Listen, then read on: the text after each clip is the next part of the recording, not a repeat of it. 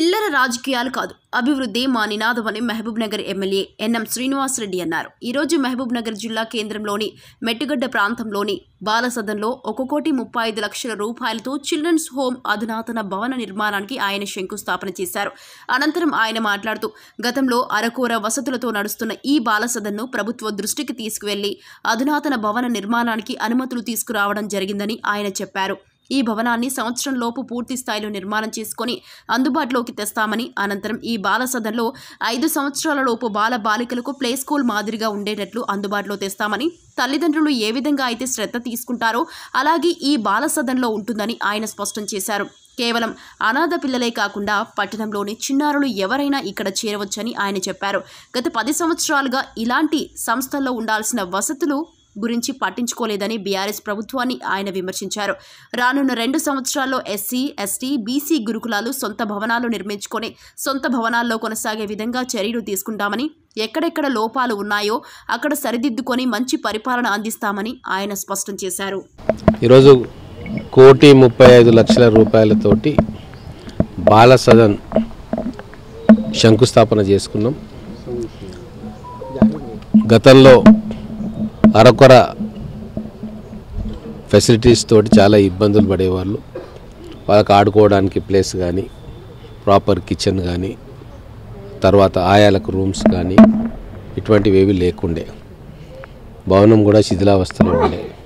కాబట్టి మేము వచ్చిన తర్వాత దీన్ని ప్రభుత్వం దృష్టికి తీసుకుపోయి 1,35,00,000 శాంక్షన్ చేయించినాం.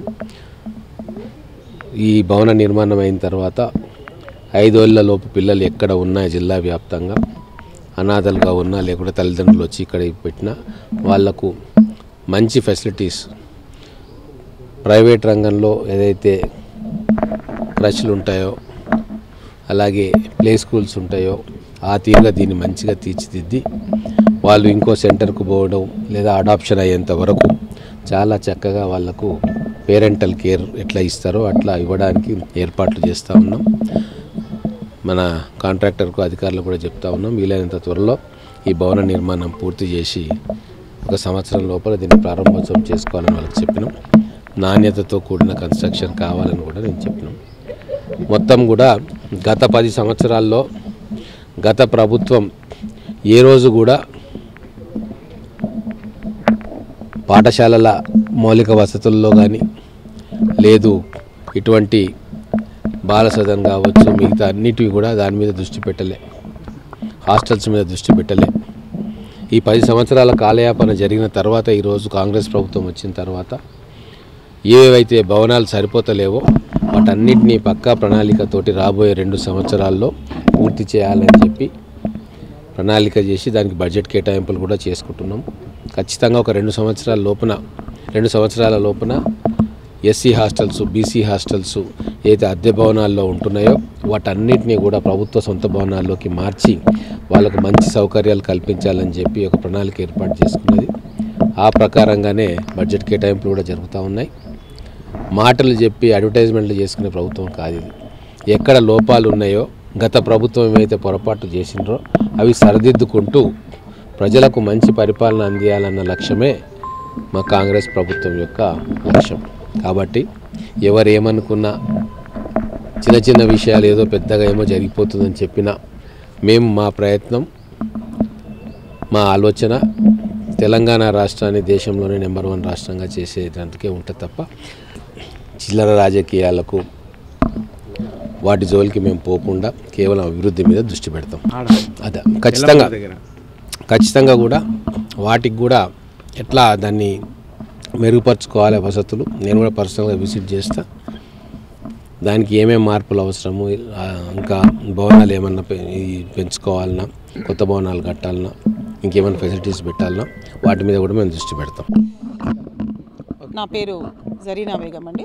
నేను డిస్ట్రిక్ట్ వెల్ఫేర్ ఆఫీసర్ మహబూబ్ నగర్లో పనిచేస్తున్నాము. మా జిల్లాలో మా అంగన్వాడీ కేంద్రాలన్నీ కూడా ఖచ్చితంగా సమయపాలన పాటించేటట్టుగా వాళ్లకు ఇన్స్ట్రక్షన్స్ ఇస్తున్నాము. తర్వాత వాళ్ళు 9 గంటల నుంచి 3:30 వరకు పిల్లలు ఉండేటట్టుగా కూడా చెప్తున్నాము. ఏదైతే మనకు హైదరాబాద్ నుంచి మనకు కమిషనరేట్ నుంచి వచ్చిన ఆర్డర్స్ అన్నీ కూడా ఖచ్చితంగా వాళ్ళు పాటించాలి. ఇప్పుడు రీసెంట్గా ప్రీ స్కూల్ కూడా మనము ఆధునీకరించబడి మంచిగా పిల్లలకు అది మాడ్యూల్స్ అన్నీ కూడా మార్చబడినాయి. నేషనల్ పాలసీ పరంగా మనము వాళ్లకు ఇది మన సిలబస్ కూడా మార్చడం జరిగింది. ఖచ్చితంగా పిల్లలందరూ కూడా పార్టిసిపేట్ అయ్యి వాళ్ళందరూ కూడా భాగస్వామ్యంతోనే మనం ఆటపాటలు నేర్పించడం జరుగుతుంది. వాళ్ళకి సమయానికి భోజనం అనేది కూడా శుభ్రమైన పాత్రల్లో వండి 12:30 ఆ టైంలో వాళ్ళకి పెట్టడం జరుగుతుంది. పిల్లలకు రెస్ట్ ఉంటుంది. తర్వాత అది అయిపోయిన తర్వాత వాళ్ళకి ఏకరూపు దుస్తులు కూడా ఇవ్వడం జరిగింది. పిల్లలందరూ కూడా యూనిఫామ్ కూడా ఒక మంచి రోజు మనకు పైనుంచి మనకు అంటే స్టేట్ అడ్మినిస్ట్రేషన్ నుంచి వచ్చిన టైం వాళ్ళు చూసుకొని మనం పిల్లలకు కూడా ఏకరూపు దుస్తులు కూడా ఇవ్వడం జరుగుతుంది. ఈ విధంగా అన్ని విధాలుగా కూడా పిల్లల్లో మానసిక ఉల్లాసము, వాళ్ళల్లో చదువు, అంగన్వాడీ టీచర్ సమయపాలన పాటిస్తూ వాళ్ళు ఖచ్చితంగా చేసుకోవాలని కూడా చెప్తున్నాము.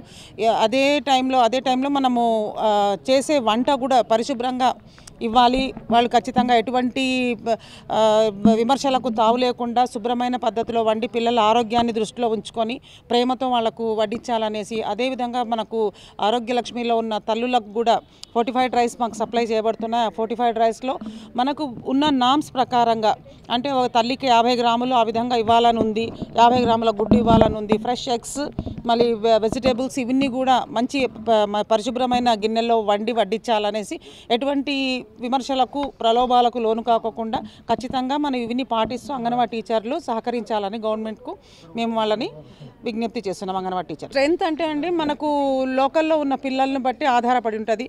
కనీసం అంటే కూడా మనకు పిల్లలు ఒక 20 మంది వరకు ఉంటారు. కొన్ని చోట్ల వాళ్ళు ప్రైవేట్ స్కూల్కి వెళ్ళిపోవడం జరుగుతుంది. ప్రైవేట్ స్కూల్కి వెళ్ళినప్పుడు వాళ్ళకు ఆ వసతులన్నీ మన దగ్గర ఉన్నాయనేసి ఆ తల్లులకు చెప్పి వాళ్ళు హౌస్ విజిట్ చేసి మన దగ్గర ఉన్న వసతుల గురించి వాళ్ళు మాట్లాడి మనకు గవర్నమెంట్ నుంచి వచ్చిన మాడ్యూల్స్ అన్నీ కూడా చూపించి మన దగ్గరే ఉండేటట్టుగా వాళ్ళని చేయాలి. కొన్నిసార్లు వాళ్ళు తల్లులు ఎట్లా అంటే గవర్నమెంట్ స్కూల్స్కు కాకుండా మనకు ఇది ఫ్రీ ఆఫ్ కాస్ట్ మీద చేస్తున్నారనేసి ప్రైవేట్ స్కూల్స్కు పంపించడం జరుగుతుంది. అలాంటప్పుడు మేము వాళ్ళనైతే ఆపలేం కదా గట్టిగా. వాళ్ళకున్న ప్యాషన్ ప్రకారంగా వాళ్ళు వెళ్ళిపోవడం జరుగుతుంది. బట్ మళ్ళీ వెళ్ళిన వాళ్ళు కూడా ఆ ఫీజులు అవి కట్టలేక తిరిగి రావడం కూడా కొన్ని సందర్భాల్లో మేము చూస్తున్నాం. ఇంట్లో మనం మైనర్ చిల్డ్రన్స్ అంతా కూడా ఎవరైనా మనకు ఆర్ఫన్ ఆర్ సెమీ ఆర్ఫన్ ఎవరైనా వీకర్ సెక్షన్ వాళ్ళు ఉన్నా కూడా మన పిల్లలకు వాళ్ళకు ఇక్కడ మనము మనం ఉంచుకొని వాళ్ళకు అన్ని విధాలుగా సౌకర్యాల వసతులన్నీ కల్పిస్తూ వాళ్ళకు చదువుని కూడా కొనసాగింపజేస్తున్నాము. 14 years వరకు మనకు పిల్లలు ఇక్కడే ఉంటారు. వాళ్ళు చదువుకుంటామంటే వాళ్ళకు కేజీబీవీస్లో కూడా పెట్టి కూడా చదివించడం జరుగుతుంది. అంతేకాకుండా అట్ ద సేమ్ టైం వాళ్ళలో మానసిక వికాసం కోసం వాళ్ళకు chess, carrom boards, indoor games ఉంటాయి. ఇప్పుడు ఇది కొత్తగా కట్టిస్తున్న బిల్డింగ్ కాబట్టి మనకు అవుట్డోర్ గేమ్స్ కోసం కూడా మనకు ప్లే గ్రౌండ్ కూడా మనకు ఇక్కడ ఏర్పాటు చేయడం జరుగుతుంది. అంతేకాకుండా మన కిచెన్ కూడా చక్కటి వసతులతో ఏర్పాటు చేయడం జరుగుతుంది.